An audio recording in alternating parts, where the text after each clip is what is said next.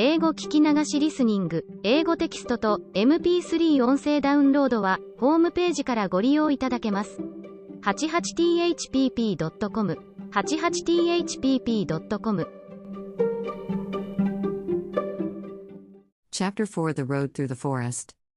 After a few hours the road began to be rough, and the walking grew so difficult that the scarecrow often stumbled over the yellow bricks, which were here very uneven.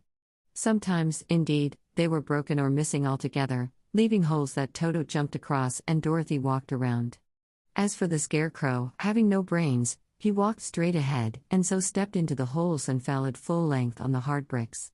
It never hurt him, however, and Dorothy would pick him up and set him upon his feet again, while he joined her in laughing merrily at his own mishap.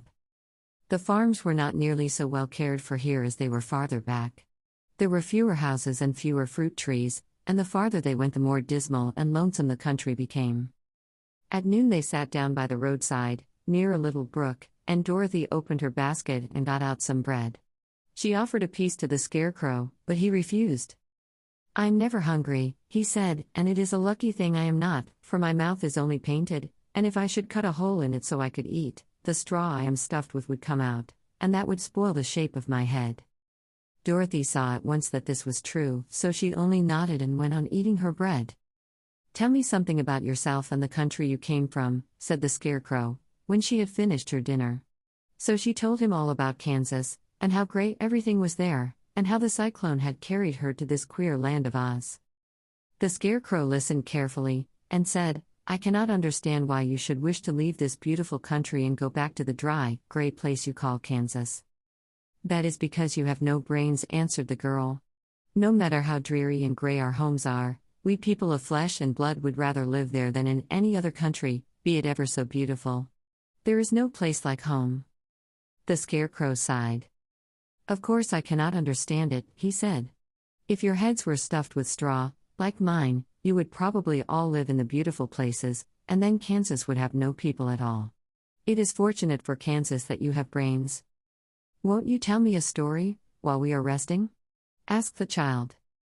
The scarecrow looked at her reproachfully, and answered, "My life has been so short that I really know nothing whatever. I was only made day before yesterday. What happened in the world before that time is all unknown to me. Luckily, when the farmer made my head, one of the first things he did was to paint my ears, so that I heard what was going on.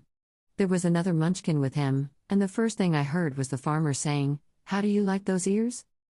'They aren't straight,' answered the other. 'Never mind,' said the farmer. 'They are ears just the same,' which was true enough. 'Now I'll make the eyes,' said the farmer. So he painted my right eye, and as soon as it was finished I found myself looking at him and at everything around me with a great deal of curiosity, for this was my first glimpse of the world." "That's a rather pretty eye," remarked the munchkin who was watching the farmer. "Blue paint is just the color for eyes." "I think I'll make the other a little bigger," said the farmer. And when the second eye was done I could see much better than before. Then he made my nose and my mouth. But I did not speak, because at that time I didn't know what a mouth was for. I had the fun of watching them make my body and my arms and legs, and when they fastened on my head, at last, I felt very proud, for I thought I was just as good a man as anyone. "This fellow will scare the crows fast enough," said the farmer. "He looks just like a man." "Why, he is a man," said the other, and I quite agreed with him. The farmer carried me under his arm to the cornfield, and set me up on a tall stick, where you found me. He and his friend soon after walked away and left me alone. I did not like to be deserted this way. So I tried to walk after them. But my feet would not touch the ground, and I was forced to stay on that pole. It was a lonely life to lead, for I had nothing to think of, having been made such a little while before. Many crows and other birds flew into the cornfield, but as soon as they saw me they flew away again, thinking I was a munchkin, and this pleased me and made me feel that I was quite an important person. By and by an old crow flew near me, and after looking at me carefully he perched upon my shoulder and said, "I wonder if that farmer thought to fool me in this clumsy manner. Any crow of sense could see that you are only stuffed with straw." Then he hopped down at my feet and ate all the corn he wanted. The other birds, seeing he was not harmed by me, came to eat the corn too, so in a short time there was a great flock of them about me. I felt sad at this, for it showed I was not such a good scarecrow after all, But the old crow comforted me, saying, "If you only had brains in your head, you would be as good a man as any of them, and a better man than some of them. Brains are the only things worth having in this world, no matter whether one is a crow or a man."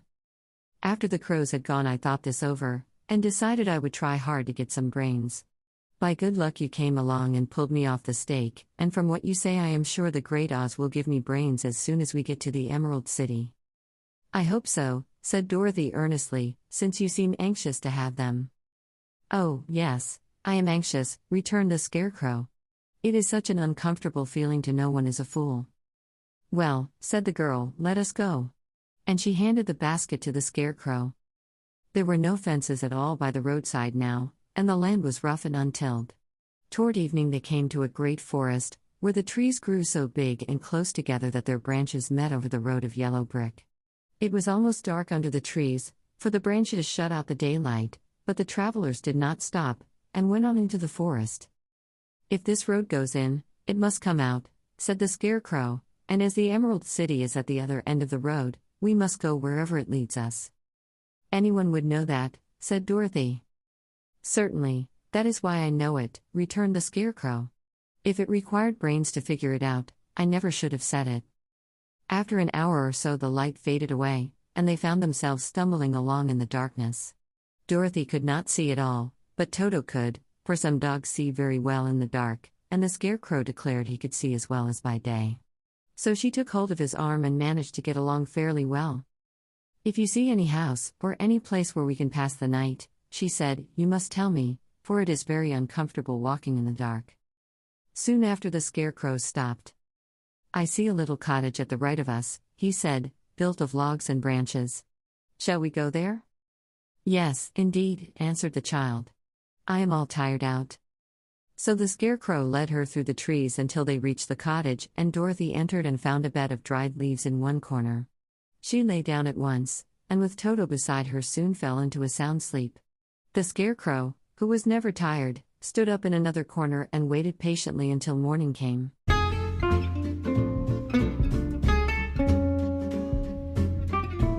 英語聞き流しリスニング、英語テキストと MP3 ダウンロード、その他の物語はホームページからお聞きいただけます。88thpp.com 88thpp.com